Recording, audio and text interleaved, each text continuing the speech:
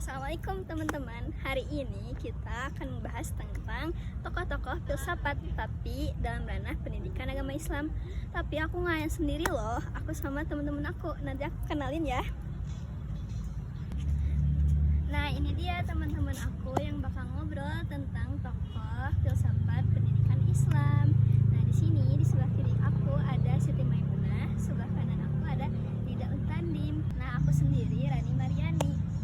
Kita dari Prodi Pendidikan Agama Islam. BTW ini tugas UAS dari Filsafat Pendidikan Islam. Jangan lupa disimak ya teman-teman videonya. Kalian kemarin masuk gak pelajaran filsafat pendidikan? Kalau aku sih enggak, kan aku sakit. Aku masuk, aku presentasi kemarin terakhir. Oh iya. Oh iya, ngebahas itu ya tokoh filsafat kan? Oh iya. Iya. Tokoh filsafat pendidikan. Aku itu kelompok aku cuma 2 orang tuh.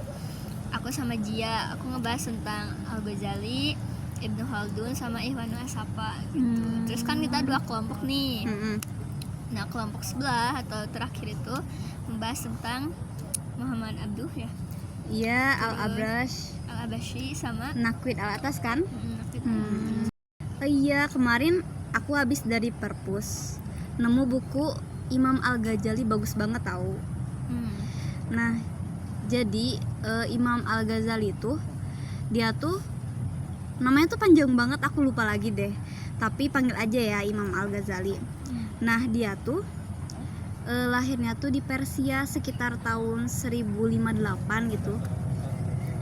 Aku bayangin udah 1000 tahun yang lalu tahu. Dari 2025 ke 1058 udah jauh banget ya? Iya, lumayan sih. Iya. Tapi dia tuh sumpah paket lengkap banget. Udah mah ahli filsafat, terus apa sih?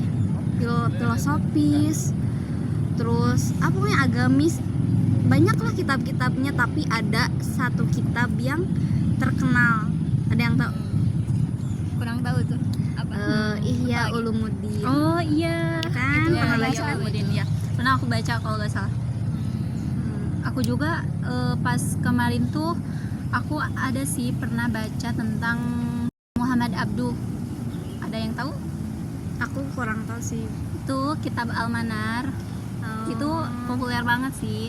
Nah, terus aku pernah baca juga tentang Muhammad Abduh. Dia tuh kayak namanya tuh ternyata bukan cuman Muhammad Abduh doang. Terus anehnya tuh ya, tokoh-tokoh zaman dulu tuh namanya tuh panjang-panjang gitu ya. Muhammad Abduh juga. Bapak-bapaknya di bawah semua. Iya bener, pakai bin-bin gitu ya. Bener, Muhammad Abduh juga ada binnya.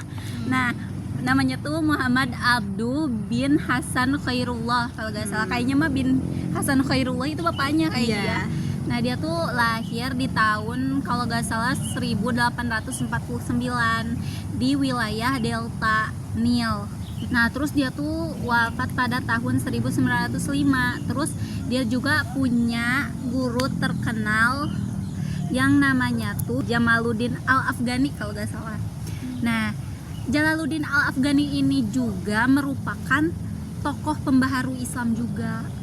Makanya pemikiran-pemikiran mereka tuh sangat benar-benar amat modern gitu. Gak kayak ngolot-ngolot banget meskipun mereka lahir sebelum kita gitu. Iya. Padahal itu zaman dulu ya, tapi Iya, pikirannya udah modern. Pemikirannya tuh udah benar-benar kayak memikirkan ke depan banget gitu. Kayak gitu. Keren. Terus kalau aku sih kemarin tuh presentasi ngebahas tentang Ibnu Khaldun ya. Tahu nggak siapa? Pokoknya ahli sosiologi lah, aku lupa lagi. Iya benar. Nah, beliau itu lahirnya itu di Tunisia, Afrika Utara itu. 1332 Masehi. Itu udah itu banget ya, udah zaman dulu banget gitu. Old banget ya. Iya. Oh, gitu. Si bapak sosiologis ini tuh kan sering dikenal itu ya namanya mah. Iya. Sebenarnya namanya juga panjang, cuman kita udah kenal lah Ibnu Khaldun itu bapak sosiologis gitu. Nah, beliau juga ada buku yang terkenal banget. Nah, itu buku itu tuh ngejelasin tentang gimana tentang masyarakat, terus tentang lingkungan masyarakat seperti apa gitu. Tahu nggak bukunya apa? Aku lupa lagi. Aku gak tahu deh apa deh. Aku kayaknya sempat baca juga deh. Banyak tapi loh buku yang terkenalnya itu Al-Muqaddimah. Di situ kayak banyak juga quotes yang sering dipakai sama anak muda sekarang. Jadi kan nggak hanya beliau itu emang udah lama gitu nggak adanya, cuman karya-karyanya juga udah terkenal banget gitu. Itu Ibnu Khaldun, aku suka banget. Jadi kayak masyarakatnya, terus interaksi sama orang lainnya juga harus juga dipakai gitu, tidak hanya pendidikannya Ternyata aja. ada ilmu juga ya buat bersosialisasi Iya, juga karena ya. kan sosialisasi ini tuh kan penting juga ya. Kita bergaul gini juga kan dapat ilmu gitu. Bener. Selain yang tadi kita sebutin ya, ternyata ada 3 tokoh yang penting juga gitu ya untuk diimplementasi di zaman sekarang gitu ya. Salah satunya itu Al-Abrashi, di mana beliau itu lahir di Mesir gitu sekitaran abad ke-20 ya, berarti 1900-an ya. Itu udah mulai masuk inilah Era sekarang gitu era ya. sekarang. Nah, dia itu lulusan Universitas Al-Azhar. Wow. Berarti kan Al-Azhar Keren. udah lama banget kan ya? Lama banget Iya. itu. Universitas gitu. tertua juga ya kan? Iya, sampai sekarang masih ada gitu. Nah, dia itu lebih ke apa ya, latar belakangnya tuh ahli ini. Jadi mengedepankan gimana caranya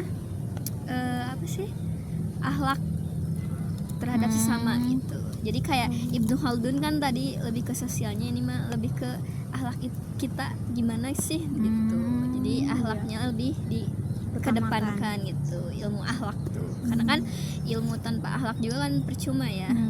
Benar. Di zaman sekarang apalagi orang yang berilmu tapi kurang akhlaknya, Iya, banyak banget itu yang kayak gitu. ya tidak dihormati dan sebagainya. Mungkin itu untuk Al-Abrashi seperti itu. Kalau aku kemarin sih sedikit tahu tentang Ikhwanus Shafa. Ternyata Ikhwanus Shafa itu artinya saudara-saudara yang suci. Nah, Jadi kelompok dulu kayak itu iya kayak kelompok itu. Jadi dulu tuh Ikhwanu As-Safa tuh namanya tuh, nama lengkapnya tuh Ikhwanu As-Safa wa Khullan Al-Wafa kalau nggak salah. Nah, ini tuh sekelompok cendekiawan yang bener-bener rahasia banget. Bahkan personalnya atau orang-orangnya itu kayak si biografi ataupun tentang orang-orangnya gitu nggak terlalu di-up gitu. Soalnya mereka tuh bener-bener rahasia dan emang bener-bener kayak hanya mengedepankan ilmu gitu. Kayak gitu. Nah, cendekiawan rahasia ini tuh hidup di kota Basrah atau Irak gitu ya. Nah, pada abad ke-10. Udah lama kan? Udah lama 10 banget. Masehi. Iya, 10 Masehi, sekitar tahun 980-an lah. Nah, terus mereka juga bukan satu orang, tapi emang Kelompokan. itu sekelompokan, iya. Kayak Tapi yang gitu. lebih menonjolnya sih Bapak Ikhwanul Bapak, itu. iya gitu. Terus tujuan dibentuknya Ikhwanus Shafa ini yang pertama itu kayak menggabungkan ilmu pengetahuan dengan ajaran Islam, ajaran agama khususnya ya,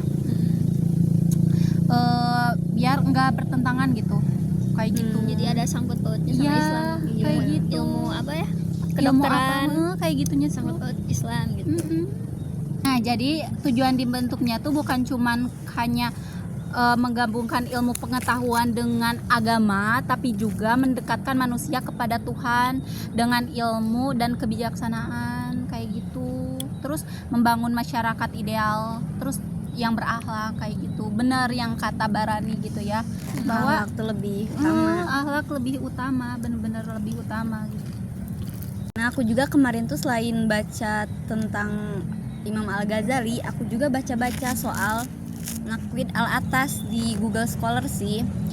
Jadi ternyata aku baru tahu banget nih. Ternyata ya Naqwid Al-Atas tuh orang Bogor, sumpah ini aku baru tahu. Orang Bogor lah.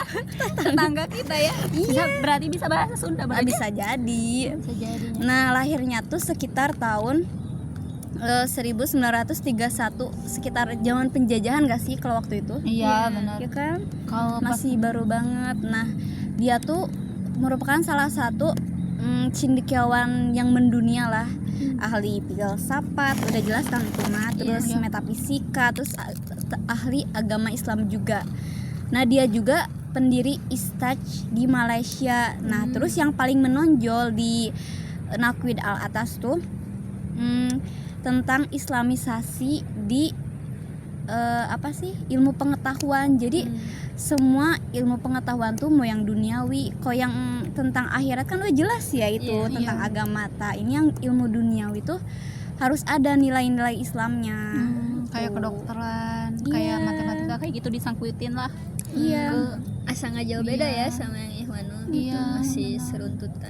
Meskipun gak disangkutin, emang ilmu-ilmu duniawi juga kan udah ketahuan kan dari Al-Qur'an. Emang udah ada dasar-dasarnya Emang dari bener Islam. sih sebenarnya mah kayak udah ada sebenarnya dalam Al-Qur'an ya ilmu-ilmu kayak gitu teh. Iya, cuman kita itu kurang mengembangkan aja sangkut pautnya sama Islam. Iya benar. Kita udah ngebahas tentang biografi dari mulai Muhammad Abduh, terus Al-Ghazali, ya Ibnu Khaldun, Al-Abrasi dan lainnya. dan lainnya gitu ya. Nah kita sekarang aku pengen tahu deh pandangan dari atau pemikiran ataupun karakteristik dari yang kamu bahas tuh siapa sih tadi? Aku Al-Ghazali Iya, sama Nakwid. Ya coba. Kalau yang aku baca ya kemarin Ya. tentang ini ada karakteristik dari Imam Al-Ghazali ya. Jadi dia tuh filosofis utamanya tuh lebih ke pendidikan moral sama spiritual gitu. Jadi gini nih, ibaratnya kalau beliau tuh pingin gitu kita tuh sebagai manusia yang hati-hati atau was-was, tau gak sih? Iya. Jadi kalau ngelakuin segala sesuatu tuh harus hati-hati banget gitu, pilih-pilih banget gitu, mana yang baik, itu sah atau enggak gitu, supaya ibadah kita tuh benar. Pokoknya harus bagus lah gitu, moral sama spiritualnya tuh. Kalau Imam Al-Ghazali tuh gitu, Harus perfect ya kalau gitu. iya. Jadi dia tuh pingin supaya kita tuh jadi hamba yang Bener-bener kompre gitu ya. sejati gitu, hamba yang sejati gitu, penghambaan ke Allahnya tuh. Itu sih pemikiran dari Imam Al-Ghazali. Jadi ilmu tuh harus bermanfaat. Jangan sampai kita tuh tahu tapi gak masuk ke hati gitu. Kan katanya tuh ilmu kalau ilmu gak bermanfaat tuh ya percuma gitu. Kalau gak ngedeketin kita ke Allah gitu. Gitu kalau pemikiran dari Imam Al-Ghazali. Terus ada kan tadi aku bahas tentang Nakwid Al Atas. Nah, kalau karakteristik dia tuh kan ini banget ya, kuat banget, apalagi di bagian islamisasi pendidikannya kan. Iya.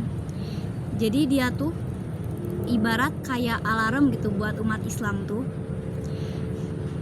Kan apalagi kita tuh ya katanya orang-orang kita tuh sering banget nelen-nelen teori-teori ya segala secara bulat-bulat gitu, teori dari barat tuh tanpa ada sangkut pautnya sama agama Islam gitu kan. Sekarang banyak banget sehingga karakter kita tuh jadi amburadul, pemikiran tuh jadi amburadul lah karena gak diseimbangin sama ilmu akhirat.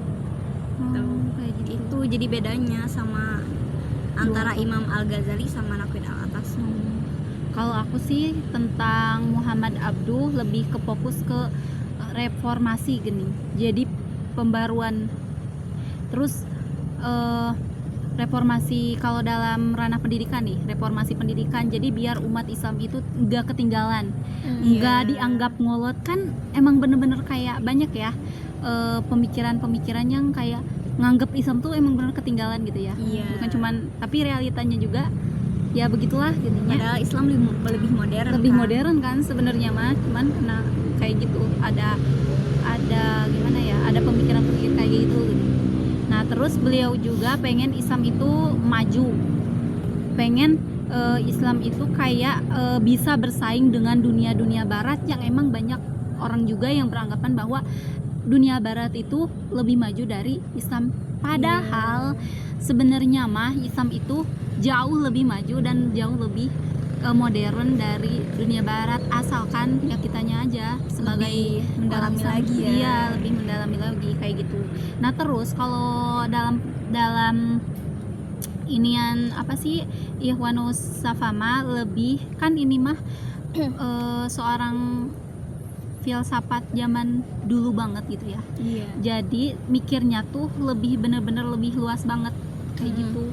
Terus mereka mah pengen ngegabungin semua ilmu tuh jadi satu kesatuan buat nyempurnain manusia. Dimana ilmu tuh bukan cuman buat hidup di dunia aja, tapi juga buat ngebangun jiwa juga kayak gitu. Kalau Muhammad Abduh tuh modernis, praktis, mikirin masalah sosial dan pendidikan pada zamannya gitu. Kalau misalkan Iwanus Safa itu filosofis klasik, namanya juga zaman dulu ya. Iya. Terus mikirnya tuh universal dan bener-bener spiritualnya bener-bener kuat banget. Soalnya masih zaman dulu kan. Iya. Imannya juga lebih. Sama tentang masyarakat, cuman lebih kayak ada bedanya gitu. Dimana kalau misalnya Ibnu Khaldun itu lebih kayak realistis, sedangkan Al-Abrashi itu lebih ke idealis lah gitu. Dimana kayak contohnya kayak misalkan kalau Ibnu Khaldun itu meskipun ilmu tentang masyarakat, tapi kita juga harus milih gitu. Karena kan di satu masyarakat itu nggak semuanya baik. Jadi kalau misalkan kita berada di lingkungan positif, kita bakal nambah wawasan gitu. Sedangkan kita kalau misalkan ikut kayak di geng motor atau misalnya yang kayak gitu-gitu, pasti ikutnya ke situ. Jadi kayak kita harus milih realistis lagi gitu, mau masyarakat yang baik atau masyarakat yang kurang baik gitu. Sedangkan kalau misalkan Al-Abrash itu lebih ke karakternya langsung gitu. Gimana sih cara si dia tuh bisa jadi orang baik gitu. Jadi bukan karena faktor lingkungan, faktor di diri dia gitu, ke akhlaknya. Jadi dari individu ke internal. Jadi idealisnya tuh kayak kamu mau jadi baik berarti kamu harus mempelajari ilmu ini gitu. Tergantung personalnya lah gitu. Personalnya gitu. Kalau misalkan yang satu lagi mah tergantung lingkungan kayak gitu. Jadi kayak kamu baik berarti kamu harus menguasai ilmu kebaikan itu dan harus diterapkan juga kan. Jadi itu sama-sama di masyarakat tetapi ada satu perbedaannya gitu antara nilai idealisnya atau realistisnya. Mungkin seperti itu untuk Ibnu Khaldun sama siapa Al-Abrashi ya. Jadi ada keterkaitan tapi ada bedanya juga. Iya. Sangat berdaging ya obrolan kita kali ini, benar-benar asik banget ya. Alhamdulillah yang asalnya aku gak tahu tentang Muhammad Abduh. Iya, terus Al-Abrashi sekarang kan jadi tahu. Makasih juga ya teman-teman. Iya, makasih banyak ya. Terima kasih kembali. Misalkan semua ilmu itu baik itu dari nilai karakter, moral, terus lingkungan, lebih ke spiritual, semuanya juga pasti ada minus sama plusnya. Nah teman-teman, itu dia obrolan kita di sore hari ini. Gimana, seru kan? Seru dong. Nah mungkin semoga bermanfaat untuk kalian semua. Jangan lupa klik like, comment, and subscribe ya. Terakhir, assalamualaikum warahmatullahi wabarakatuh. Bye bye.